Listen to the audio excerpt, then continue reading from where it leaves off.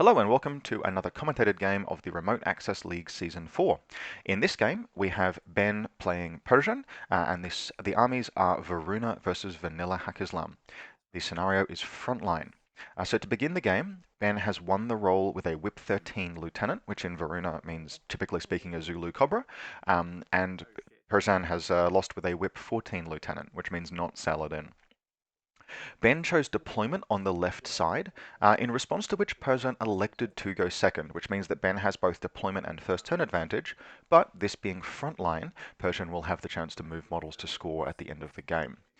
There's actually a really interesting choice that Persian made here, and we'll probably get more into it when we start to sort of assess and analyze how the players are going and what's going on with their turns. Ben is just finalizing the deployment of a HVT here, but the game is basically underway. So Persian, who deployed first but is going second, we'll switch to his perspective. He's got from left to right an authorized bounty hunter with Acrolite Cannon and SMG, just a cheap regular order. Zolekia Narazova, the best biker in Hark, although she's notably pricey. Agazi Matalia with boarding shotgun and Emirat, prone behind this flower bed. His HVT is deployed up here. A Mimetism 0 camouflage marker, which, given the absence of camouflage markers around it, means it's either a Libertos that isn't a mine layer or more likely a Dalami. Another Libertos or Dalami here, and then a third one over here that must be a Dalami because it's beyond, actually both of these are beyond the forward deployment zone. So these two, left and right, must be Dalami, probably with Panzerfaust and light shotguns, and then the closer one could be a Libertos or could be a Dalami. Persian has also deployed two camouflage markers with mimetism -3 and an impersonation marker in good impersonation state all the way up on this building. Now, these pieces are positioned to be comfortably inside the central zone, and this Fidea also, I believe, is just inside the central zone, although she could easily move, either by coming down this ladder and moving into the deployment zone, or just hanging out on this rooftop. In Persian's deployment zone, we have a standing Fanus Flash Pulse remote, a standing Sekban HRL NCO, and then a prone Mukhtar Red Fury, a prone Mukhtar Hacker, a prone Asawira Spitfire, which, based on what we've seen so far, must be Persian's lieutenant, and then Persian's reserve drop was Armand Lemuet with MSV1. Just doing a quick check of his army list to make sure we haven't missed anything. No, that's the lot. So switching perspectives here to Ben. Ben spent a command token to hold back two reserves, and he's deployed a standing Fugazi drone bot, a prone camouflage marker with mimetism, which marks it most likely as a Zulu Cobra, a Bulleteer Spitfire, one of his reserves, a camouflage marker -3, also likely a Zulu Cobra, camouflage marker with no mimetism, likely a Hilot, a prone Fugazi drone bot, and then another reserve drop over here, a Peacemaker with heavy shotgun and an Oxbot, and then a big core link. There are 6 models here, so one model won't be in the link. I believe it's this generic Fusilier, or possibly this Fusilier, probably not the Fusilier Paramedic. But we've got Kamau Multi-Sniper, Kamau HMG, Fusilier Hacker, Fusilier Paramedic, Fusilier Combi, and then another Fusilier Hacker back here. Actually, probably the Fusilier Hacker on the left is the one that's not linked, I imagine. And Ben is just beginning his first turn. So something that's interesting sort of immediately off the bat is that we've got fairly conservative deployment positions, but Armand here is deployed very well. He's very thoroughly defended against the bulk of Ben's firepower. Ben's firebase here in this building on the right of his deployment zone is fearsome. Kamau snipers, paramedic, Kamau HMG. All of this is stuff that, in ideal, even under ideal circumstances, maybe only the Mukhtar will really have a good gunfight against, and then it's going to be sort of optimal bun. You might be able to have the Mukhtar come into this Kamau HMG, but it doesn't even want to fight the Kamau sniper unless it's got good range bands. But there is this high ground. There is this high ground in the middle of the table that's keeping this portion of Persian's deployment zone safe, which actually means that even the Fanus that deployed before anything else is safe from the core firebase. So we've got Armand Lemuet as the reserve drop here, and he's covering these entrances into the deployment zone or into Persian's half of the table, which I think is really good positioning. Now he's going to be vulnerable if there's like a gun up here, but of course there are all of this infiltration presence. So I think this is an excellent reserve deployment. And Ben having two reserves is sort of not really able to capitalize. Arman's blocking the pass into his DZ really well, and then of course otherwise you've got all of these camouflage markers which probably have shotguns. So the first engagement of the game has already taken place. We have this Kamau core link. Limited order pool for Ben, which among other things goes to show that there are some models off the table. But the Kamau HMG has engaged and destroyed a Dalami. Persian has chosen to strip orders from the combat group with the two remotes, which basically means that they are not going to have balls out attack runs. So while there's definitely some risk to Persian's deployment zone assets, I think he's probably going to be able to hold the first turn attack. And Hack usually can, right? The presence of Dalamis, if nothing else, imposes a certain amount of order taxation on your opponent. They have to be discovered, they have to be shot, because they have both shotguns and Panzerfausts. And at these range bands, they're obviously positioned to place shotguns into models that might, say, come through this gap here, or come through either of these alleyways. You can sometimes really just bull past and make a real go, but force them to reveal themselves. But Ben's attack remote force doesn't really want to do that. And Ben also has some light skirmishers in this list that don't really want to do that either. So I think this is a really solid defense.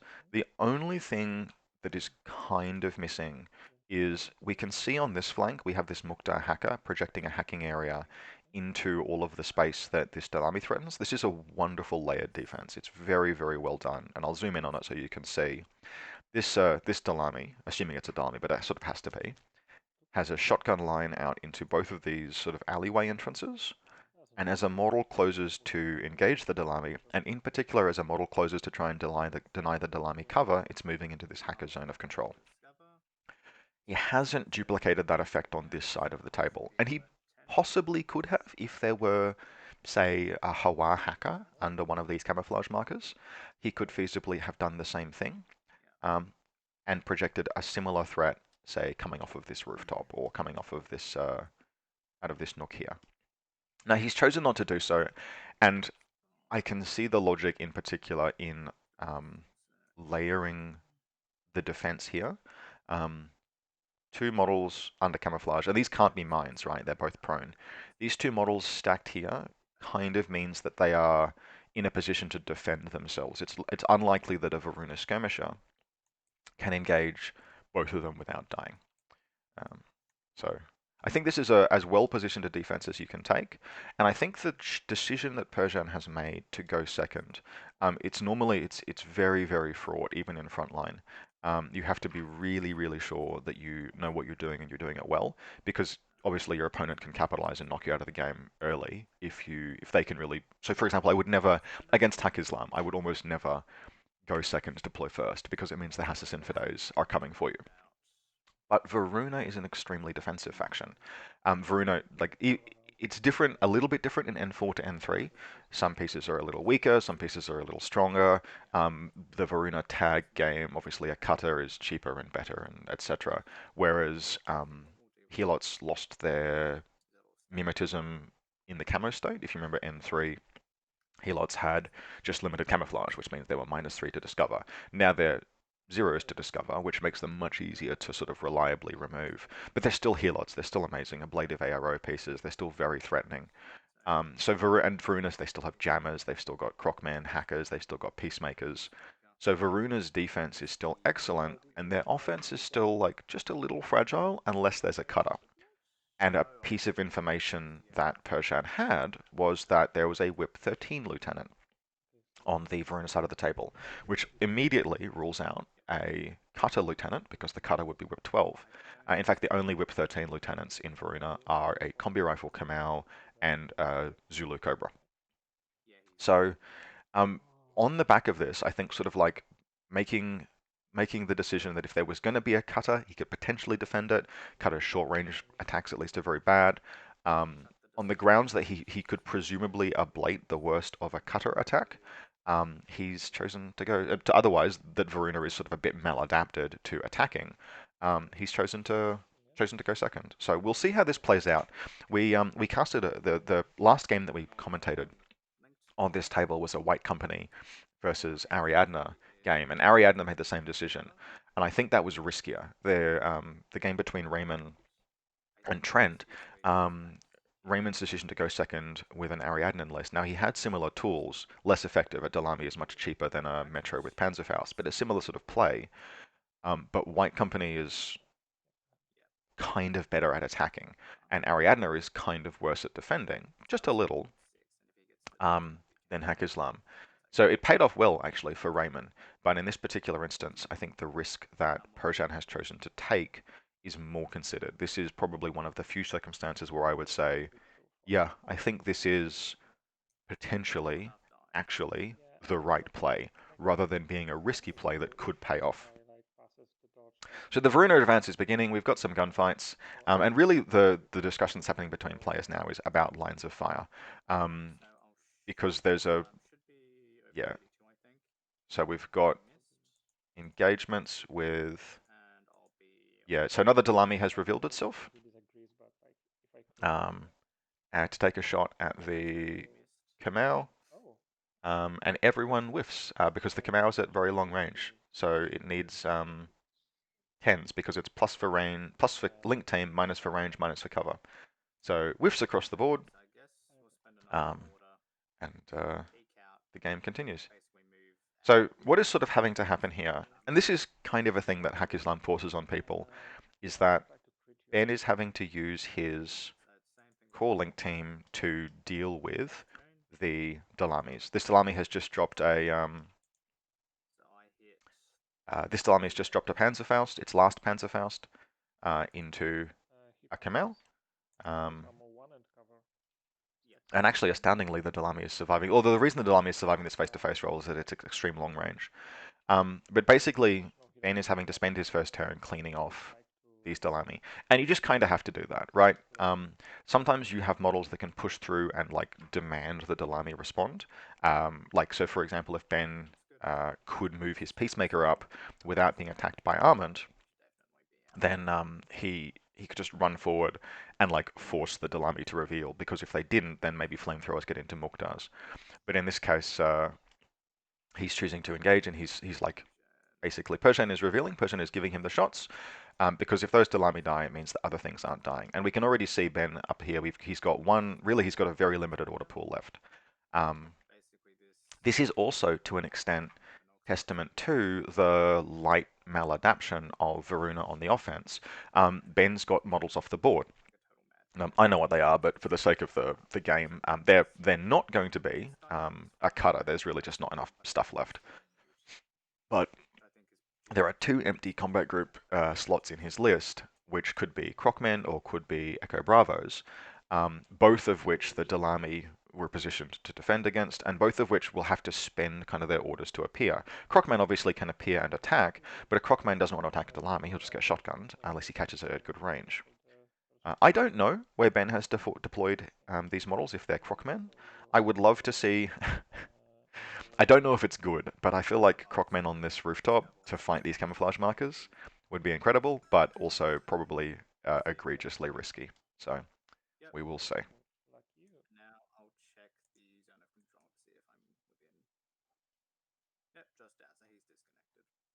So Yoxbot's moved forward here and has disconnected itself, but doing so has it dodged somehow? Not sure what it dodged. Oh, it made this Delamy reveal itself. So this Oxbot is disconnected, but it will reconnect at the end of an order in which the Peacemaker moves into zone of control. So that's a bit of a pain. The Oxbot has forced the Delamy to reveal itself. It took a shotgun, but the distance is very, very slightly misjudged, and it's produced a situation in which the Oxbot is now out of coherency, which kind of sucks. But here we go. So the first Crocman is revealing itself. A camouflage marker -6 has shown up, and it is prone, and it's able to stand. Ah, okay. So it's staying prone, and it is doing a hack against the Delamy. Okay, and he's done data scan. We got a 3 versus an 11.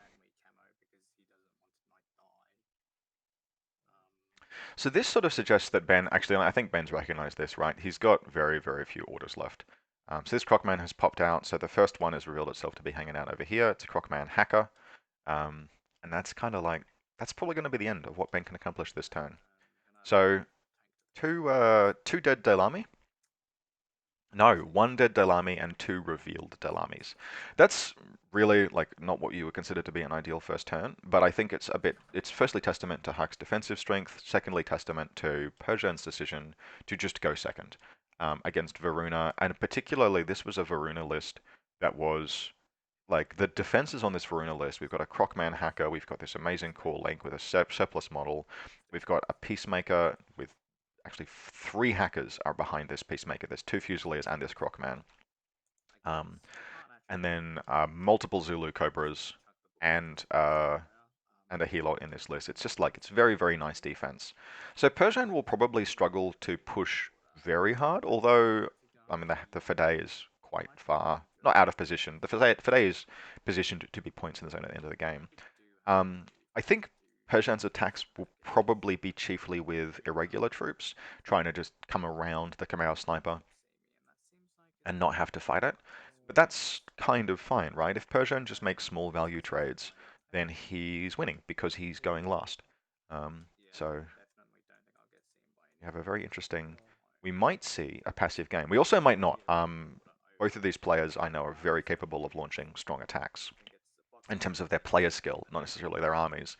And there are pieces in Persian's list that could really deliver a hammer blow if they're allowed to. The Mukhtars, for example, are amazing gunfighters. And Mukhtar is probably the only piece that might be able to actually really take a fight against this core link. And it's pretty able to do it, actually. And it's almost got, I think it can get up forward as well. So we will see. There are some opportunities that are sort of available here. To Persian to make a more aggressive series of plays than maybe like I would in his shoes, just being passive, sort of doing what I would call the safe play. So let's see how he plays out his turn. So sort of the first decision Persian's making here is that this Delami is not going to Impetuous because it would have to move up and over the planter bed. That would be the most efficient path towards the deployment zone, which would, yeah, bring it into line of fire of the Kamau. Nice, nice red to blue line there. Zuleki, on the other hand, looks like she will Impetuous because she's not going to move through the Kamau's line of fire. She's shorter than this dumpster, so she'll be squeezing through here because she can't vault either of these pieces, and then cranking it around the corner. And it looks like she'll be okay. Yeah, the Kamau's not going to engage her.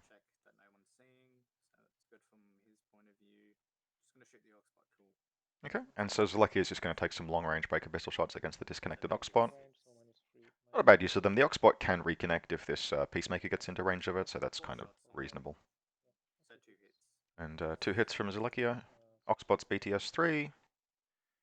Ben's using custom dice, and I can't see what they roll, but yep, so unconscious. And there's no engineer in Ben's list. We'll just do a quick check there. Yeah, I certainly don't see one. So the remotes are kind of expendable. That the poor Oxbot's not coming back. And just while Persian's thinking, another thing that's probably worth mentioning is that this is also one of the circumstances where a tabletop simulator game is a little different to a in-person game. And this is this is in the context of the decision to go second deploy first. Because these maps are publicly available and everyone is kind of playing the same thing. Everyone will be playing Frontline on this map. Everyone will be playing, etc., etc. Which means that if you particularly want to, you can spend some time planning out a deployment. You can spend, if you need to, you could spend hours poring over the map, figuring out what it is that you want to be able to do, and you can spend the mental energy in advance of the game figuring out how you might put together a defensive setup that has to hold against someone going first off of a deployment advantage. You could even do that on both sides. And I know that Persian is currently not able to leave his house because of situation in and around the world, and so he kind of has time to do that. And what that means is that he actually has a degree of like some adaptation is always going to be needed depending on what it is you're playing against. Some things like some Delami placements will be really good or really bad depending on like who is your opponent, what is their faction. But in this instance, Persian was able to like pre-plan out his defense, which I think he deployed in like about 5 minutes, which suggests that he was pretty confident in what he'd come up with. And that's not a confidence you could necessarily bring into an in-person ITS event. In fact, it's really not because if you in an ITS event, you're coming to a table like probably pretty raw. Like occasionally there'll be situations where like you might have played on a table early in the day, or you might have been able to do a wander around.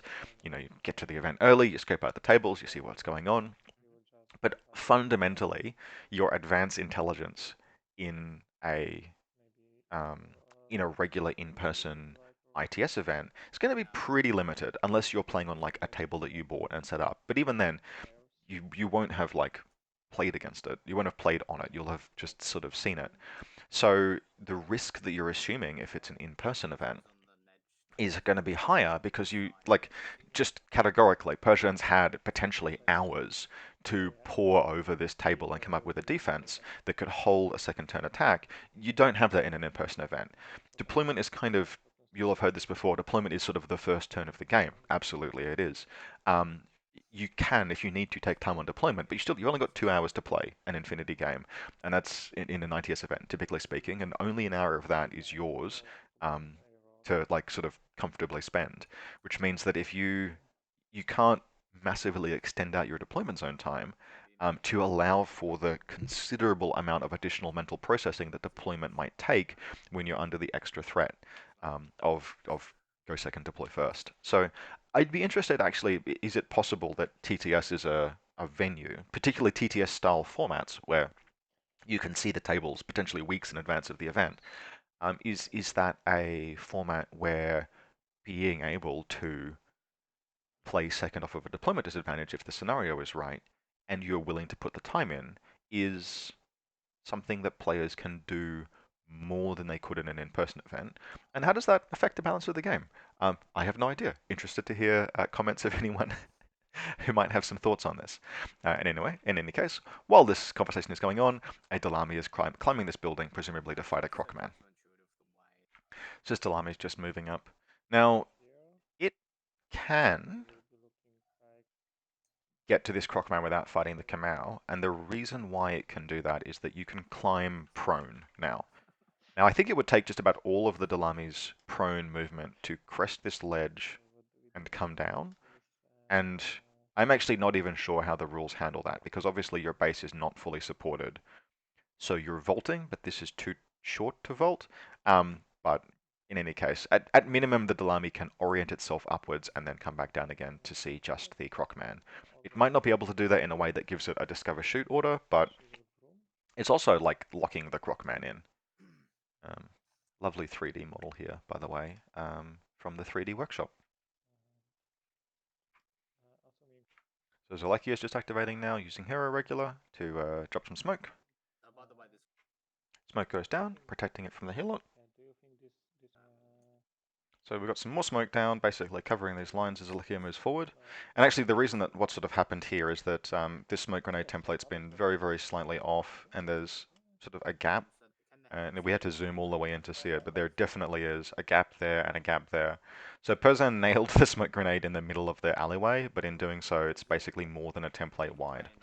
And that's particularly a problem because there's a helot here and a suppressive fire bullet here. Now, for my money, this might be more than 24 inches. And in any case, Zelekier is dogged, but he's choosing not to, like, not to take the risk.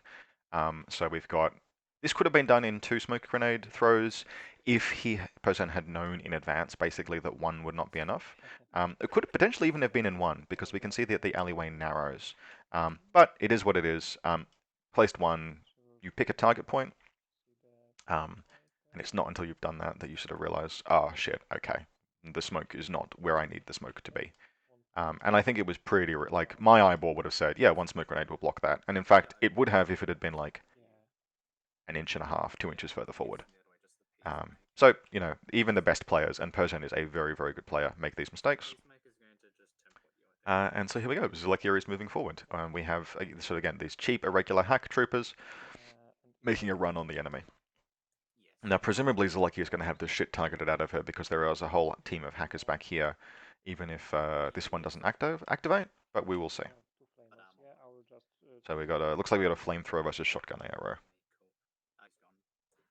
So good outcome there. Zulekia does go dogged, but she also kills the Peacemaker, and we'll see if Ben has remembered that he has hacking arrows. Yeah, it looks like no. Okay, so Zulekia is not going to be subject to a targeted arrow. We're going to keep an eye on that. It's easy to sort of like kind of forget that your hackers can spotlight things, particularly when it's such a like, it's an impetuous, dogged, gonna die next order, blah blah blah. But it could potentially really matter because there might be other face-to-face rolls against Zulekia that become more or less safe depending on whether or not she's in the targeted state. So I suspect she's just going to make a fucking yeet roll around the corner here. But he does have the option. She's got a fair few orders, I think. She's got like 4 left. She could throw a smoke grenade, run around, get within 8 inches of the sniper, and if this, so be safe from everyone. And if the sniper shoots her, flamethrower the sniper. But I don't think that's what she's going to do. If I was going to, I would suspect she's just going to be like, templates for everyone. Yeah, okay, so here she comes. Yeah, here she comes. She's a man-eater. She'll eat you up. All right. So that's about as far forward as she can get. But this is a very aggressive sort of positioning. So we've got an interesting decision here to break the link a little. And Ben's eyeballing that this Kamau is in flamethrower range, and he is bang on. Yeah. So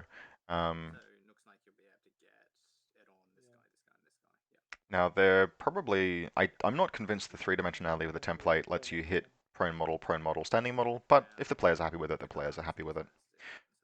So we've got a dodge on the sniper to try and preserve it. Breaks out of the link, but it'll rejoin if this HMG who is shooting survives.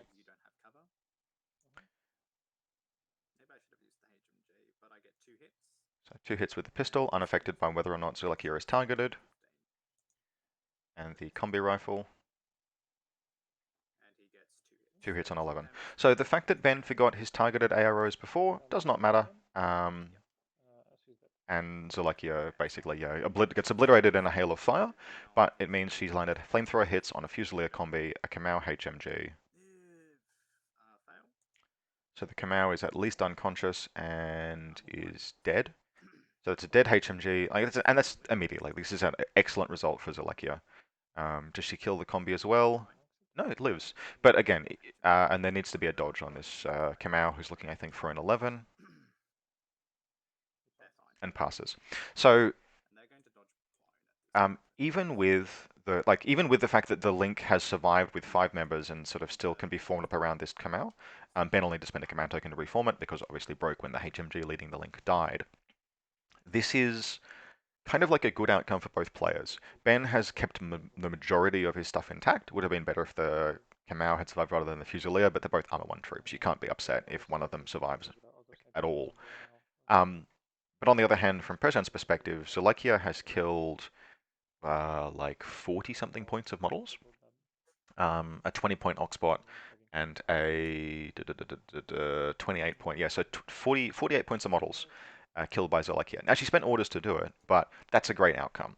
And if Haqqislam can keep making that kind of value trade, then all that's left for Haqqislam to do is at the end of the game run forward into deployment zones. So I mean, this is an excellent play. We'll see what else Persian's got in the tank. It looks like the majority of his Group 1 orders have been spent on Zulekia, so we'll see if much more can be done. I'm not sure if this Delami has orders. Maybe it can make an attack, but yeah, very well done there. Ben will go into his second turn with both order pool and offensive options intact, but he's going to have to make use of them. He'll have to like, demount this command multi-sniper, move it up to this corner, take some fights, etc., be more aggressive. And he didn't have the orders to do that in the first turn. And in fact, it's actually a pain in the ass to get out of this building in retrospect. Now, we can sort of maybe critique Ben's deployment here a little bit, although I'm not sure that it's right to do so. But very specifically, we could sort of see this fire team with the Kamau, the 2 Kamau, etc., was positioned extremely defensively, which has served it well. It's mean that it's taken an entire like set of orders for Zulekia to come forward and engage, etc. It's very safe. It's going to be hard for Haqqislam to really attack, but Ben was going first and could have positioned these much more aggressively. He could have positioned, say, the sniper or a HMG almost up at this corner just to move up and take gunfights on this rooftop, on rooftops over here, up on this rooftop here. All of these were like potentially options. Now you've got to bear in mind there's this camouflage presence, you've got to be careful of that, blah, blah, blah. But he didn't, just for example, he did not even set up to take a Kamau shot at this standing Fanus, which could have been engaged from this building corner here,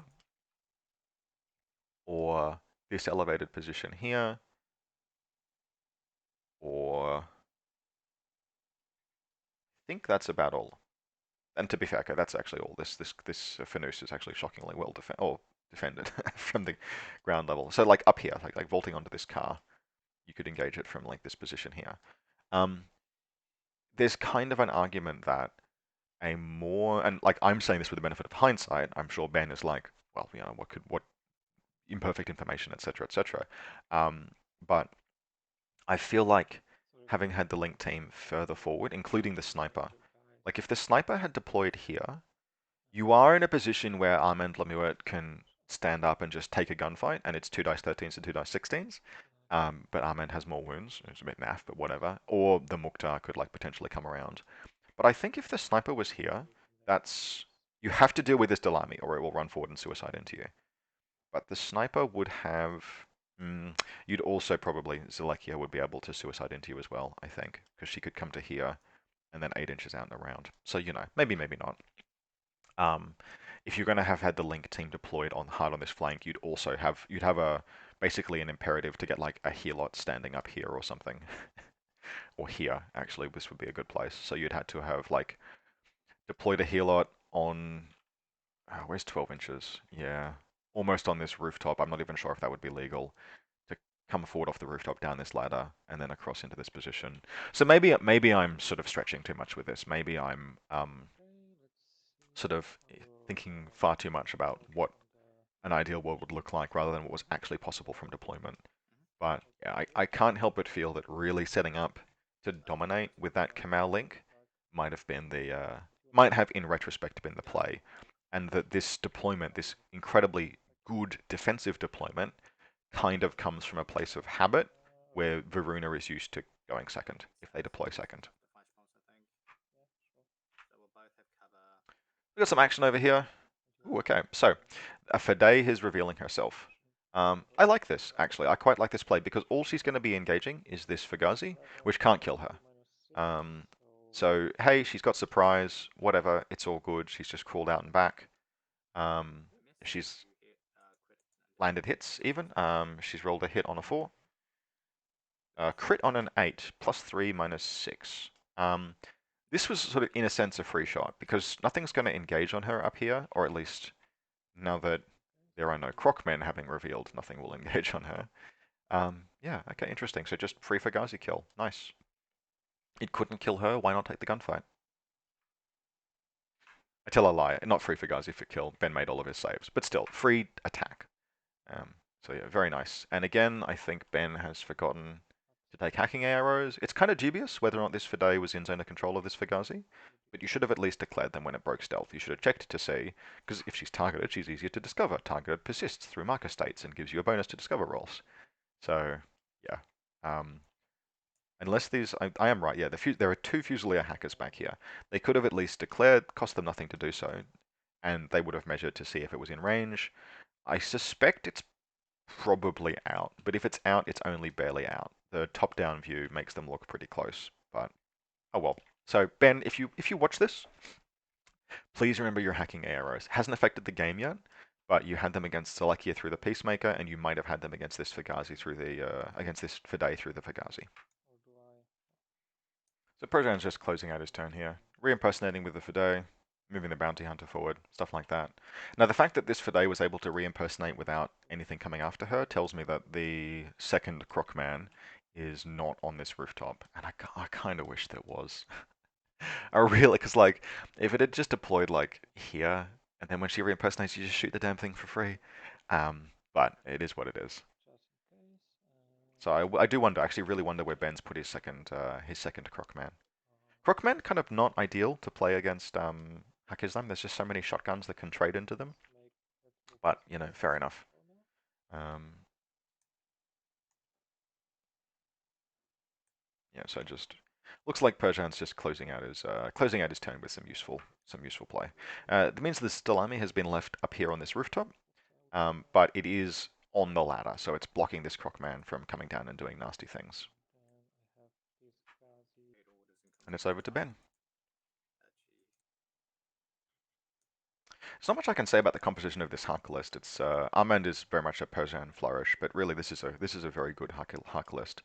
I almost wish Ben's got half an SWC spare. I almost wish that that Bulleteer was a guided missile remote rather than a Spitfire. There's so much hacking in this list. You could genuinely make this could be a Varuna guided missile list where you could like attack asymmetrically and like get your hacking. I mean, it's just Whip 13 Crocman making the attack rolls, but that's fine. And then you force like there's got to be guided missile synergy in Varuna, right? Where Varuna defense is really solid, and so you force your opponent. You just attack them through repeaters, drop missiles on them. Very inefficient. It's ostensive like trying to score kills in the first instance with a guided missile strike is not it's not order efficient. It's very order inefficient. But you could do it in the ground on basically on the grounds that doing so does not expose you to risk, and then you can force your opponent because they know, all right, you'll just keep missiling them and trying to do objectives. So they have to attack you, which means they have to attack into a Varuna defense. It's not this list. This list has a Bulleteer, which is, Bulleteer is fine, but there was just enough SWC that it could have been a Clipper and then some spare points to do something else. Well, we shall see.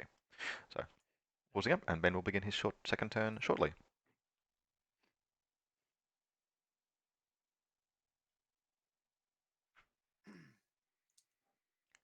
So I think while Ben is thinking about his turn, in his shoes, I would, yeah, I don't think my position has changed. I think this is the time to decamp this link team and move up to this corner.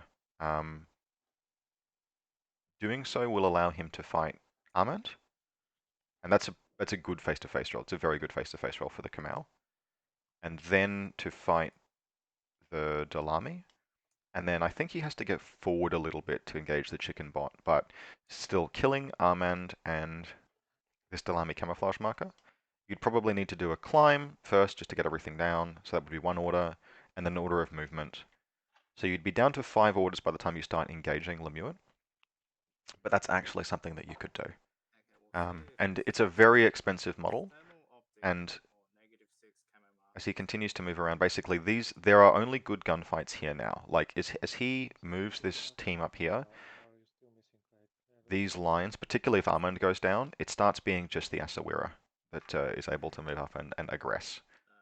He'd even potentially be able to fight the Sec ban if he starts coming up here. So the first thing that's happening is a Crocman is revealing itself, and we can see it's down here.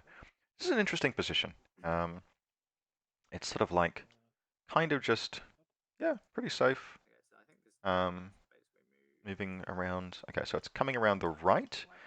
Ignore, it's trying to avoid the Dalami shotgun. Yeah. And there's a chance here to engage the Fanus, which I think is probably a face-to-face roll you're pretty happy taking. Next visor on the, yeah, so the Crocman will have to move a bit forward to get that face-to-face roll, but, an X-visor, X-visor combi rifle really is not, particularly with surprise and everything. He'd be looking for 6s, but the Fanus will be looking for, like, oh, geez, 1s or something, maybe 4s. Okay, so the first thing that will happen is the Crocman will have a chance to see the Dalami. So see this Gazi Matawa. That's definitely a kill you'd like to take. Um, so let's see what goes on. So it looks like the Crocman will just come up to this corner and take a surprise attack. But we'll see. So it looks like the players have agreed that for the Gazi Matawa to see the Crocman needs to come to around here, which it'll see one of them first. I'm not sure which of the two, Fanus and Ghazi, it'll see first. That'll be up to the players to decide.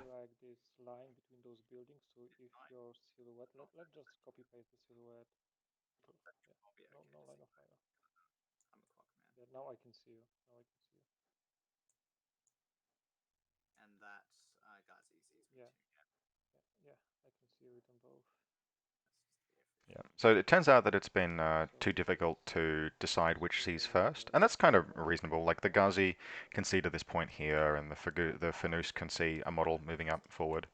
So it looks like what's happening is the Crockman's just going to move up and fight both of them in one order. Not sure if he's splitting burst.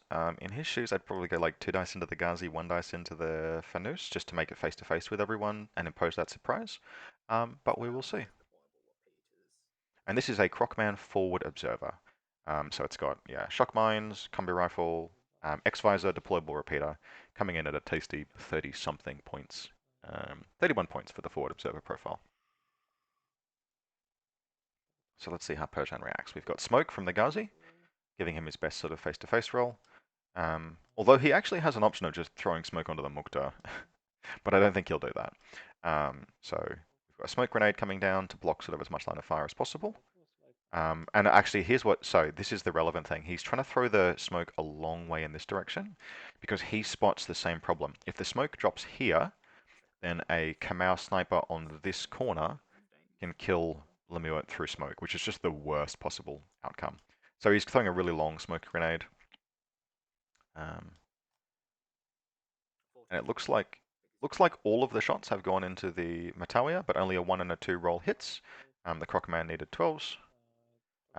So yeah, dogged Matalia.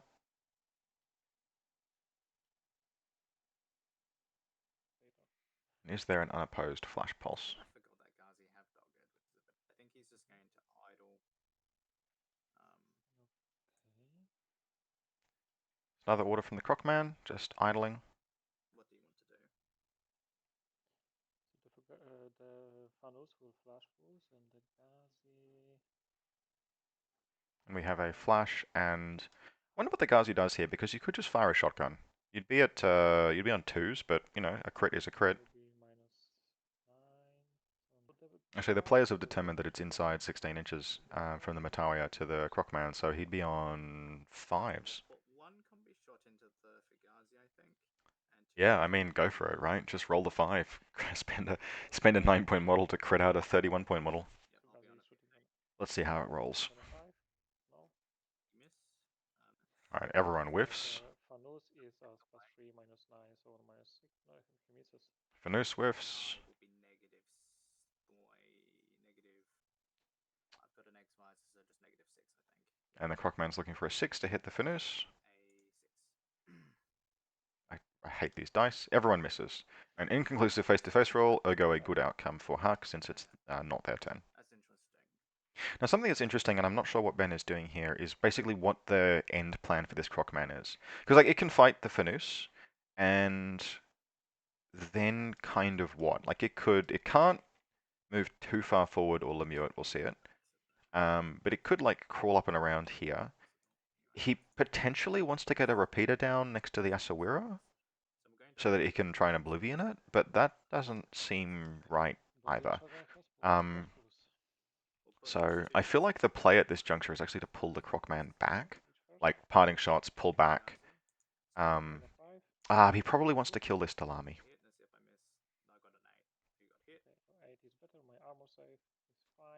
Probably wants to get the Crockman far enough forward to shoot this Dalami in the back. I got a 9 and you hit me on a 7, I think, because you'd be on 13 -6. That's a crit. That's a crit. That's my BTA saves. But the Crockman has been stunned. Or is about to be stunned. He's been crit by a flash pulse. Let's see, does he pass all of his rolls? No, he does not. Okay. Compulsory guts failure. Backs away. No, Ghazi would see him still. And if he goes here, he'd still be seen by both. Yeah, so here, this is not... But because he's basically in enfilade by 2 different models, he can't really go anywhere. Yeah, but I think you always can go from if I missed with the Ghazi. I found my dodge. And the flash pulse hits you again. So the Crockman's just backing away. It's actually a really bad place for the Crockman, although he's going to be okay based on the dice rolls, where his position, he's stunned and he's in line of fire of this shotgun. So this pullback required him to basically try to dodge on a 9 against a shotgun on a 5, which is never a roll that sounds good to take in your active turn. But the Crocman's pulled back, gutsed prone, he's here. At this juncture, if I was Ben, I would just bloody leave him, but we'll see what Ben does. Okay, Ben is spending more orders to exfiltrate the Crocman. So this is like, this is not, at this juncture, we're sort of conclusively not a good turn. This group began with 7 orders, plus 1 from the Crocman, and it has spent all of it killing 1 Ghazi Matalia. Ben's last turn is to Ben's last turn is going to have to really, really, really push forward and make movements. And I think he set himself up badly with this attack. Now, he wanted to, yeah, sure, kill a Ghazi, maybe kill this Fanus. I can only speculate as to, apart from killing this Dalami by shooting in the back, what the Crocman's end game was to actually, what kind of attack it was. Maybe it was to come all the way up here, drop a repeater to kill the Asawira. But yeah, I think he's done himself a miss just trying to attack with this Crocman. And really, this turn should have been all about this Link team jumping down off of this rooftop, getting everyone forward, and then taking a sniper fight with the most expensive piece in the enemy army. Or nearly the most expensive piece. Sorry, just for clarity, Armand is 39 points. It's less actually no, so most expensive. Yeah, Asawira is 39 as well. So Armand Lemuel is the tie for most expensive model in the army. Aggressive action. Now he's got 2 wounds, but a Kamau is an amazing piece for killing him. This would have been 3 dice 16s to 1 dice 13. Now, yeah, you can always get crit. Things can always go terribly wrong. But you're playing Pano, right? Like it is a price of playing Pano-Oceania that sometimes your opponent wins a face-to-face roll and you lose the game.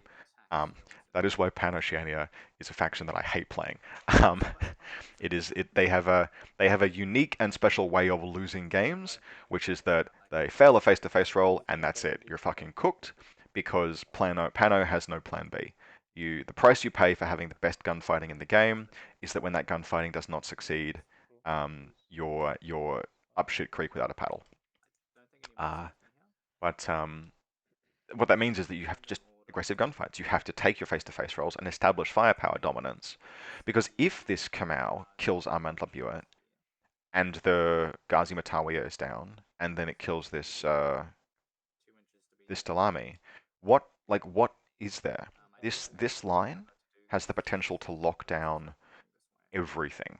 The Mukhtar can't stand up without getting shot. Probably it might be within 24, but it also might not. And it's a Red Fury Mukhtar. Even then, that's dice 13 versus dice 16s, right? It's a Kamau. This Asawira can't fucking go anywhere. It could maybe crawl prone, and spend its entire turn crawling up and around to here, maybe. This would have been such a good position, and there are so few pieces that Persian has to attack it that just a sniper here would have been amazing. Still, it hasn't been a thing that's happened. It is what it is. And so Ben will just have to, again, we've got the Link team sitting here again. Just to play it out, just to figure out what the orders would have been. Ben had 7 orders. 1 to decamp the current position, 1 to move, 5 to engage Lemuet, potentially the Fanus, and the Dalami, and then set up in a position. Yeah, it was doable. And it was far, far more efficient than this Crocman. Another point actually that is worth asking about, and again, I'm sort of I'm nitpicking Ben's deployment here, and Ben's sort of engagement because I feel like I can talk to that a little bit more. I feel like Persian's play has basically been yep, that's more or less what I would do. I've never played Armand, but otherwise it's pretty familiar stuff. There's an interesting question to be asked, and I don't know what the right answer is, about whether or not the Crocmen should have deployed as markers rather than hidden. Because one of the things that cost Ben an effective first turn was not having enough orders. If the Crocmen had deployed as markers, they're in the same group as the core Link, then potentially on the first turn, that play with the Link team could have been made. Now it was probably risky because Zulekia poses a big threat still, and all of the Dalami. You've got to just pay the troll toll against Haqqislam and kill the Dalami, which Ben actually has not done yet, but basically is in a position to. So anyway, Ben's turn ends. Just as a quick recap, the Link team is up and standing. I mean, the Kamau is pretty unassailable, frankly. which is fair enough, although its lines of fire are not amazing. The Mukhtar potentially could engage it on about as favorable terms as it will get by moving up to this corner and fighting it within 16. That's actually a good face-to-face roll if the Mukhtar gets to here. But Ben is basically, at this stage, so the Crocmen are both revealed. Persian has seen 15 different troops. The Helot is not. Ben's defense is intact because Persian just has continued to attack it with ablative pieces, expendable pieces. So we've got basically there's a tight like cordon in this bottom right corner of the table that Varuna is occupying. And Varuna's models are largely intact, but their positioning is not set up. If the game ended now, Persian would win because, well, or he'd be pretty close to winning because of all of these points, just camouflage points sitting here. So Persian is beginning his second turn. He's down 1 Dalami, 1 Ghazi Matawiya, and Zulakia, but his regulars are all intact. It's just been irregular pieces that have attacked. And I think this has been this kind of Varuna list. Like if a cutter is on the board, then you need to have something that can fight the cutter. Hacking at something, you need to spend regular orders need to be spent to engage a cutter, basically, because it has to be your hackers or something else. You can't really just engage a cutter with a Dalami, or you actually can engage a cutter with Zulekia. She will pistol it to death in close combat, but that's separate piece. We have a position where the core of Persian's force is intact. He's literally down 26 points, which is excellent and makes me want to play Haqqislam. I miss Haqqislam now. But we'll see what he does heading into his second turn. Mukhtar's moving forward. It's actually a cautious move because there is a line from the Helot down to this car. It would have been an interesting choice. He could just have moved and been like, come at me. Like, reveal Mukhtar, reveal Helot, I dare you. Without knowing what this Helot is, and given this Mukhtar Red Fury is incredibly important to this game plan, I kind of don't begrudge him this movement. Now, this is interesting, the position that he's taking here, because obviously the Kamau sniper, who we can see in the distance there, has this incredibly long line up the table. And there's only going to be so far forward this Mukhtar can go before the Kamau draws line of fire. Now, the speed 6 on the Mukhtar does mean that it can position itself to make a cautious move. But, yeah, it's probably okay. It doesn't have stealth. It can't move into line of, like, it has to avoid zone of control of this, yeah, so it's making it cautious. Okay. And it's stayed out of zone of control, it's moved, cool. Just really, really nice use. This is good use of cautious movements, actually. 6-inch move on the Mukhtar is also what makes this hacker profile so nice. Basically, Mukhtar suffer very little for giving up their second short move skill. So you can make really good cautious moves with the Red Fury or the hacker. And the hacker also is sort of distinguished by the fact that it can move 6 and hack and just really be efficient. All right, so the Mukhtar's moving forward, and we can see now that the Mukhtar has its sight set on this Crocman. It's going to come up to this corner and take a gunfight. And this is, yeah, so I sort of think we're going to see, it's spent orders getting here. The worst thing that could happen now is if it gets like shot to death. Like if a Crocman crits it, that's probably one of the few very bad outcomes here. But this is a good face-to-face roll. He's got the, we can see here he's got the Crocman totally out of line of fire. There's nice cover. Basically, the Mukhtar is moving up to engage pieces that it is good at engaging. It'll be able to fight the Bulleteer in a couple of orders if it comes out to like this area, and it's staying away from the Kamau. It's keeping the Kamau face-to-face roll until the very end, if it is indeed going to engage the Kamau at all. So I like this a lot, actually. That was my first short. This is a good face-to-face roll. And there's a general, while they're resolving this, I just want to talk a little bit about the Mukhtar in Haqqislam generally, because the Mukhtar is one of those pieces where at the beginning of N3, people were really, N4 rather, there was a lot of like kind of commentary that was a little bit down on it. And specifically what I mean is that with the changes to crits, and the changes to other elements cost, like it didn't really decrease in cost, whereas plenty of other models, like, you know, it's only marginally less expensive than an Asawira with AP Spitfire, right? If we actually look at the Mukhtar, it's clocking in at a tasty 36 compared to 39 for an Asawira. Like, wow, okay, how can you justify the Mukhtar under those circumstances? Well, the thing that the Mukhtar does that I think people have come to realize is that it rounds out Haqqislam firepower. Haqqislam don't have the all-in-one gun piece, and that is well and good because Haqqislam have so much that is amazing, that is really, really good, that you wouldn't want Haqqislam to have a piece that's like Marut or an Avatar or some business. Um, just pausing briefly while this Mukhtar kills a Crocman. Yeah, that is an extremely dead Crocman. Just for visibility there, what Ben chose to do is he chose not to reveal and hope that the Mukhtar would fail its discover roll. Now, it needed a 14, but the Crocman was never going to win that face-to-face roll, so kind of fair enough, I guess. I almost would have taken a shot and flash pulse just in hopes of stopping the rampage, because the Mukhtar did need a 14, but it is what it is. Anyway, Haqqislam don't have the all-in-one gun. The Mukhtar is amazing in terms of it's got mimetism and an MSV. Mods are always on its side. Ballistic skill is good. Burst is good. But a Red Fury is damage 13. It's fucking pants for anything except engaging light targets. On the other hand, there are some great guns in Haqqislam that don't stack mods, but do have it's just an AP Spitfire, and especially with the Azrael now. With the release of the Azrael, the Haqqislam have a weapon that has no visor and stacks no mods and is mediocre ballistic skill. But if the Azrael hits you, it will fucking dumpster you because it's damage 16 armor piercing continuous AP, which is excellent, right? Like that's really good. Um, but it can't fight. You can fight a tag with an Asawira, but you can't fight the things a Mukhtar would fight, and so with an Azrael. And then we can see in Persian's list, he's got an Asawira. The Asawira is his lieutenant, but he potentially has chain of command on one of those camouflage markers.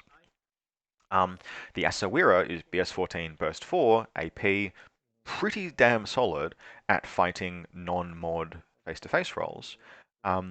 And so we can see that there's a gun in this Haqqislam list. There's no gun that's good for everything. There's no core linked Kamau, but there is a gun for most targets. In fact, the closest thing to a target that this list can't engage with its weapons is something like an ODD heavy infantry or an ODD tag. Sorry, mimetism -6. So this list does not want to gunfight an avatar. Shockingly, very few lists want to gunfight avatars, but this list does have pieces that can engage that.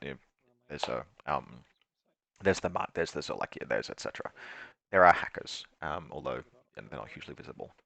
So this is just, and this face-to-face rolling, this attack that the Mukhtar has done, so it's killed this Crocman, it's killed this Bulleteer Spitfire. It had to break cover to move across the line there, but the Bulleteer was shooting back on 12s, it was shooting on 13s, and it's got no wounding cap, right? Fantastic roll. Now at this point, the Mukhtar is pulling back. We can sort of see Persian does not have a ton of orders left in that group. But this is another example of just this is the kind of attack that he has set himself up to be able to launch, thanks to the fact that he's going second. He doesn't have any pressure on him to do anything except score just like reasonable, safe kills and pull back to safety. Now, the last thing actually I would note about how this turn is played out is that this cautious move from the Mukhtar, where it stood up here, moved back to here, and around to here, 6 inches is only so far, but there's a good chance for all of my bullshit about having the Kamau positioned here, it's possible that the Mukhtar could have escaped by doing that same cautious move, by starting prone, out of line of fire, vaulting up and over these cars and around this way with a 6-inch move. It's pretty close, particularly if the Kamau's angle was positioned aggressively, but that's actually a fair point. Maybe the Mukhtar could have been able to get away. I don't know if it actually would massively change the game, because like it's not going to come and fight the Kamau, it's just going to have all of the same gunfights. But it's possible that Persian could still have had this turn. He would not have been fully locked down. Dalami is moving up and over this. Okay, so back to the action. Dalami is moving to fight this Crocman. Now,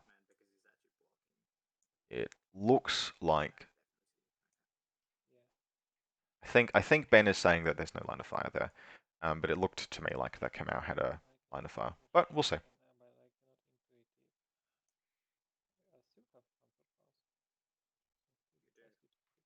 Yeah, okay, so Ben's agreed. Basically, Ben has said the command does not have line of fire. It kind of looked like it did, particularly since something I think that might have been missed is the fact that the Dalami had to come all the way up to here, onto top of this ladder before it could step down, and like it almost has line of fire to where it is now. So I think Ben should probably have said I have that shot. But no, fair enough. They checked it, and if the players are happy, then the players are happy. So that's the conclusion of Persian's turn. Ben is down a couple of models. He's down a Bulletier and down a Crocman. Not a lot as far as orders go. He's going to have an intact order pool going into Group 3, but his offensive options are now, it's just the Link and the Zulu Cobras. And something that you can see as well here is that Persian, like this is a Zulu Cobra, this is a Zulu Cobra. Persian has never pushed into either of them. They could have jammers, they could have hacking devices. Both of them potentially are jammer threats. And so because of that, he has just never chosen to move up and risk the jammer. He's just left them there. Because Zulu Cobras are, I mean, they're not cheap, but he's taken the kills that he can get. And these are not in positions where they can really, really aggressively attack. I would actually be, with the exception of this Kamau, please, please, please go and kill Armand Lemuet. I would not expect a tremendous amount of damage to come out of Ben's turn. We will see what it is he is able to accomplish. So the Dailami will. The first face-to-face roll we have is actually a Kamau standing and moving, and it's moving to get line of fire to this Dalami. Probably going to take a Panzerfaust back, and this is don't crit, don't roll an 11, Dalami. Rolls a 20. So 3 sniper shots back, looking for 16s. And that's going to be 6 tasty saves for Dalami, which we have actually seen survive before on the channel, but we'll see how he goes. No, he is all the way dead. Somehow he didn't survive. And as amazed as you are. I'm not sure. I'm not sure how loud the players are through the audio, but if you didn't hear that, Persian, who has some of the best dry humor I've ever heard, somehow it did not survive. But you know a game is not going ideally when in your third turn you are spending orders to kill Dalami. So Ben's been doing quite a lot of math, basically. The video's been paused for a little while, recording rather, and just trying to see how he can position to outpoint things in the zones. Because one of the few saving graces he has here, and I'm not sure it will do him enough, but a lot of Persian's army is in these two models, which are almost on the back table edge. 39 points apiece, and if they can be pinned in, then Persian's ability to contest his and move forward and take zones is a little diminished. Now I don't think it's going to be enough, and the reason why is that this Mukhtar is forward, this Dalami is alive, this Mukhtar is forward, and there is about, under these camouflage markers, we have to do some math really quickly.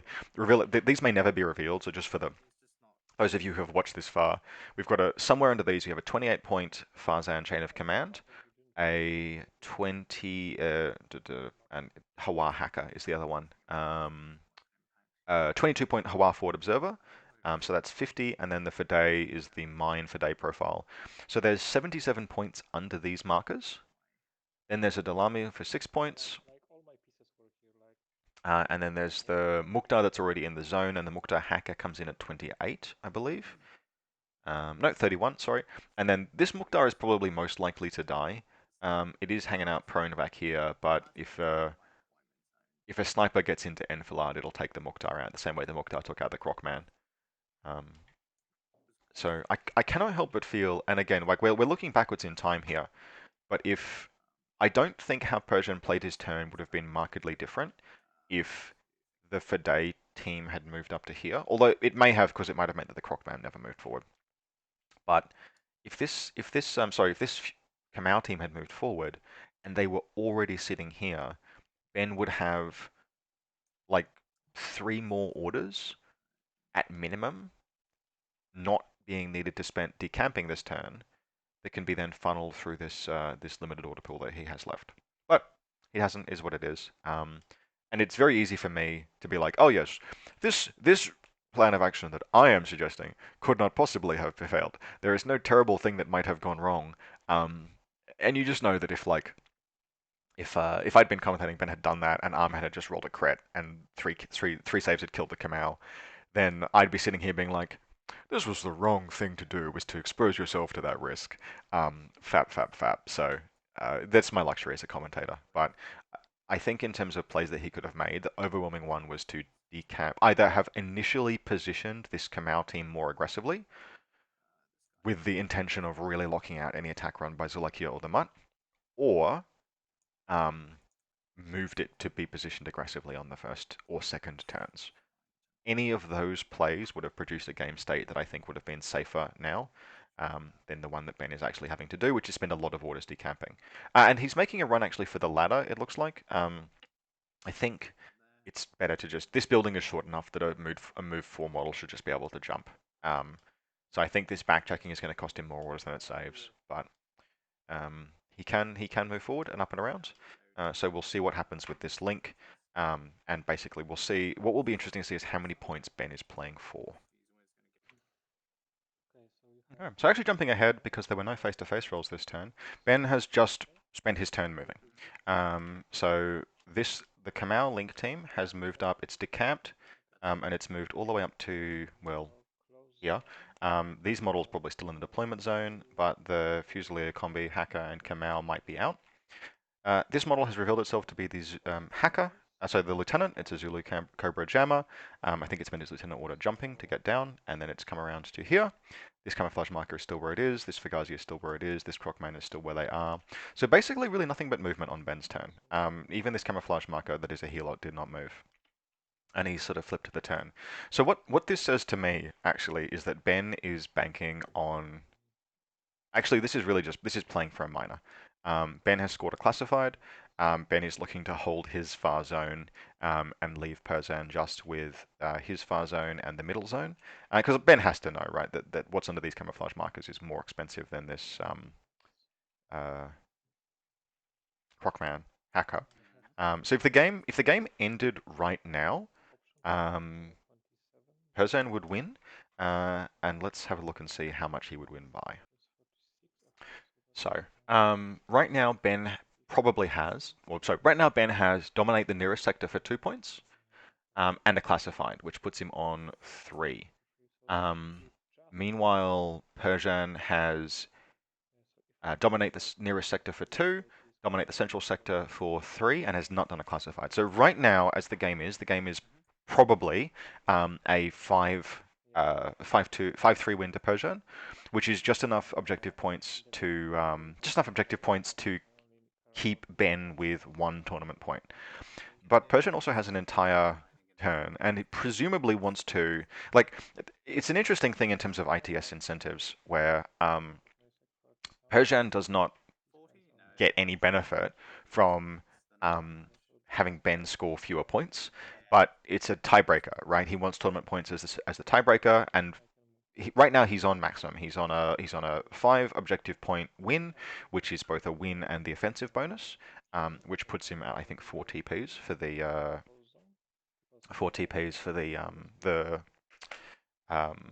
mission. But he wants not just 4 TPs, he wants, if he can, 10 objective points as well, because the objective points will tiebreak with all the other players who scored 4.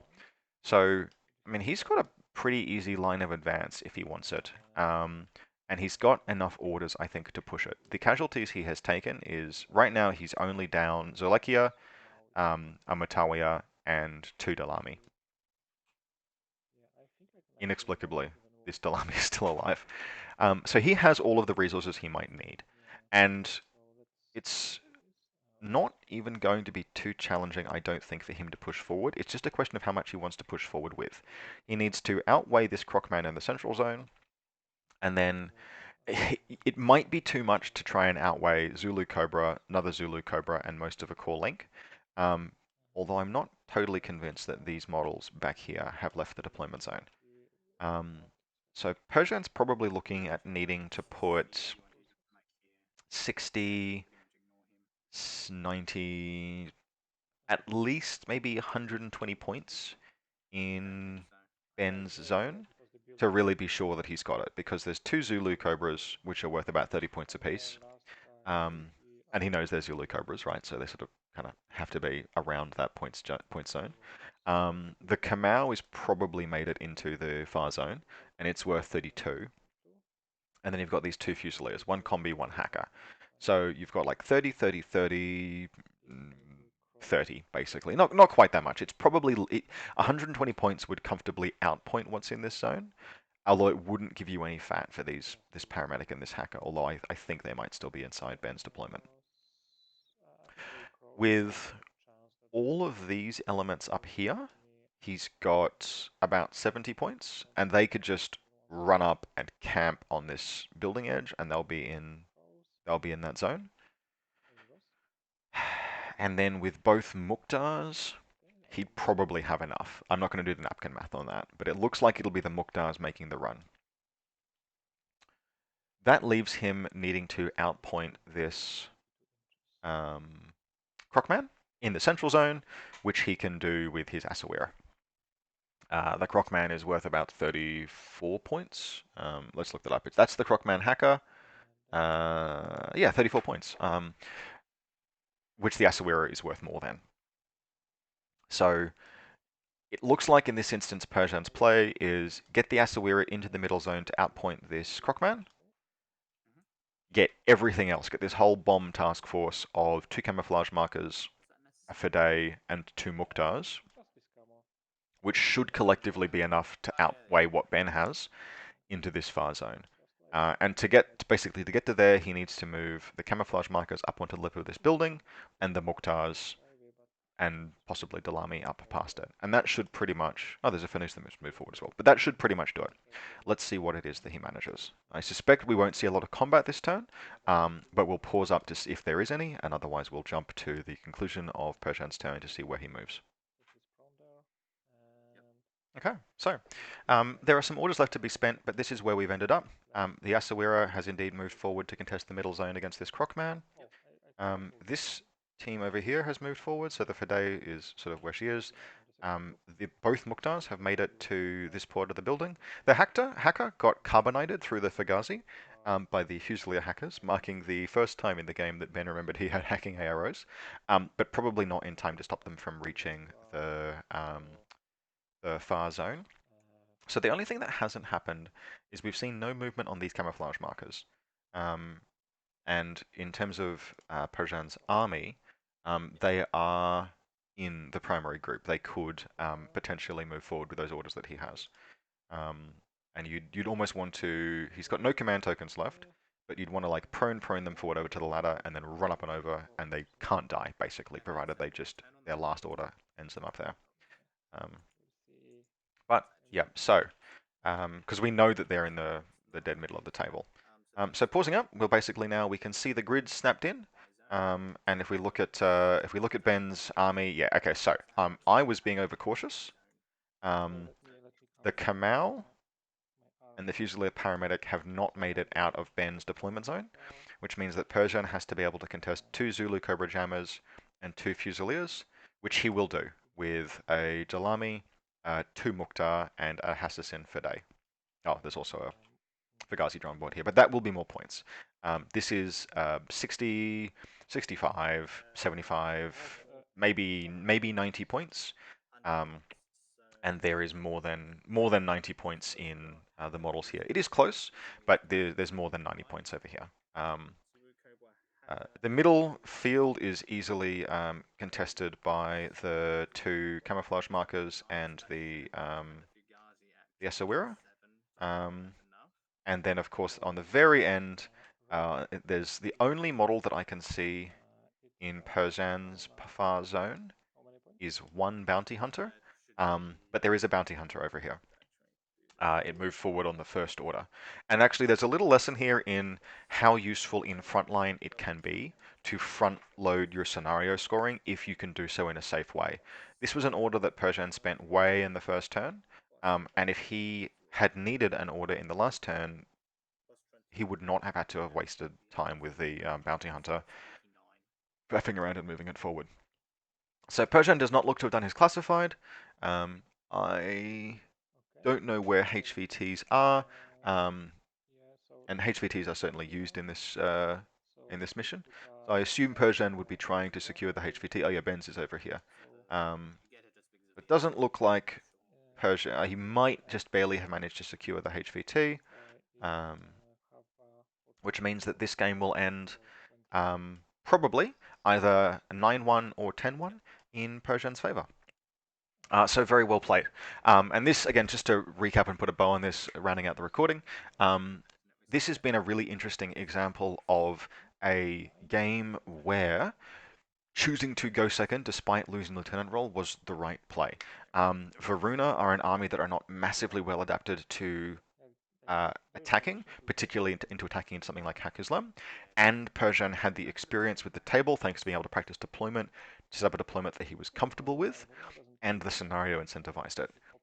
So all three of those factors together meant that we had kind of one of those rare scenarios where accepting the risk of just choosing second turn is potentially worthwhile, and it's paid off. Over the course of the game, we've seen Persian able to just make very cautious trading attacks, the kind of which Haqqislam excels at, to slowly and incrementally gain advantage.